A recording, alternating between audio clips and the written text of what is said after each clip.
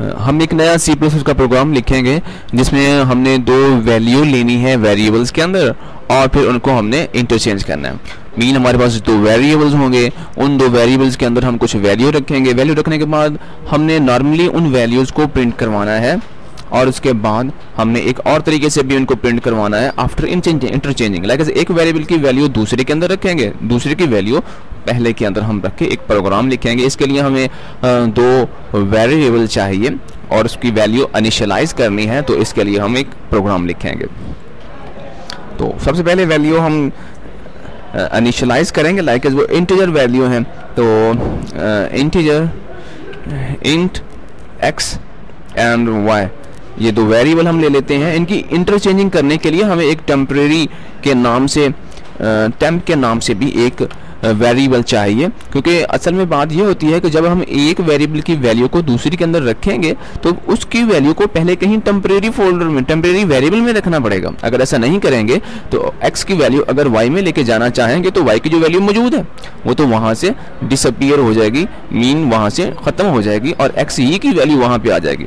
तो फिर y की तो खत्म हो चुकी है, y की फिर x में रखना पॉसिबल नहीं होगा। इसलिए x की वैल्यू अगर आप y में रखना चाहते हैं तो पहले y की वैल्यू को कहीं हम टेम्परेरी फोल्डर में, टेम्परेरी वेरिएबल के अंदर रख लेंगे। x की वैल्यू y में रख लेंगे और फिर x की जगह पर वो टेम्परेरी वाली वैल्यू हम रख लेंगे। ये इंटरचेंज हो जाएगी वैल्यू। इसी तरह से हम इनिशियलाइज कर लेते हैं। हम कहते हैं कि x को एक वैल्यू इनिशियलाइज करते हैं 15 और इस तरह y को भी एक वैल्यू इनिशियलाइज कर देते हैं, वैल्यू हम 10 रखते हैं। अब हम बिफोर इंटरचेंजिंग वैल्यू प्रिंट करवा सकते हैं सी आउट के जरिए। प्रिंटिंग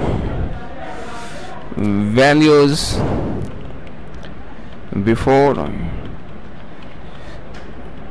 बिफोर इंटरचेंजिंग, तो ये प्रिंट करवा देंगे हम।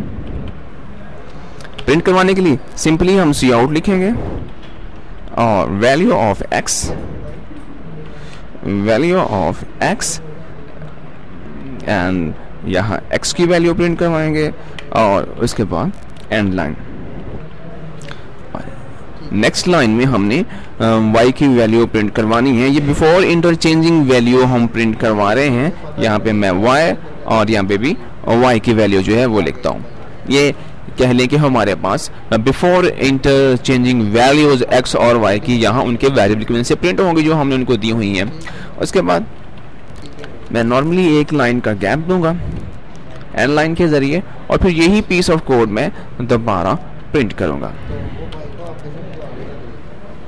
देखिए मैंने यही कोड दोबारा प्रिंट कर दिया। अब यहाँ पे बिफोर की बजाय हम आफ्टर की का एक वर्ड यूज़ करेंगे कि इंटरचेंजिंग हो जाने के बाद यहाँ दोबारा x और y की वैल्यू वो प्रिंट करवानी है। तो यहाँ पे इंटरचेंजिंग करेंगे हम ये काम करेंगे कि x की वैल्यू लेंगे और टेम्प के वेरिएबल के अंदर हम वैल्यू x की रख देंगे। ये असाइनमेंट ऑपरेटर है। इसका मतलब ये है कि x की जो भी वैल्यू है लाइक 15 वो हम असाइन कर रहे हैं टेम्प फोल्डर के अंदर।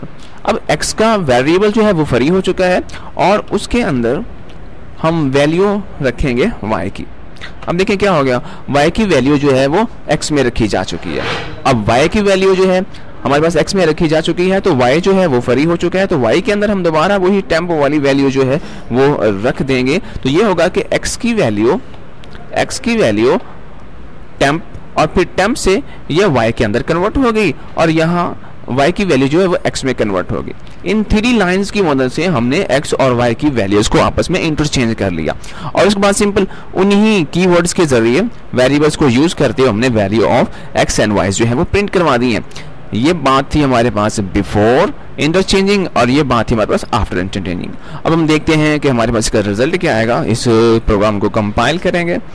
कंपाइल करने के बाद हमारे पास जो प्रॉपर रिजल्ट आ रहा है वो यही आ रहा है कि printing values of before interchanging value of x 15 and value of y 10। ये वही वैल्यू थी जो हमारे पास हमने इनिशियलाइज की थी 15 और 10 x और y को। लेकिन आफ्टर इंटरचेंजिंग हमारे पास जो वैल्यूज आ रही हैं वो x की वैल्यू 10 हो चुकी है एंड y की वैल्यू 15 हो चुकी है। मीन दोनों की वैल्यू आपस में इंटरचेंज हो चुकी हैं। जस्ट छोटे से कोड की मदद से हमने इनकी वैल्यू को चेंज किया। तो बहुत सिंपल सा ये प्रोग्राम था। होप आप इस प्रोग्राम को दिलचस्पी के साथ सुना होगा, और होप कि आप इसको बेहतर तरीके से खुद से भी करके प्रैक्टिस करके इसको सीखने की कोशिश कर सकते हैं।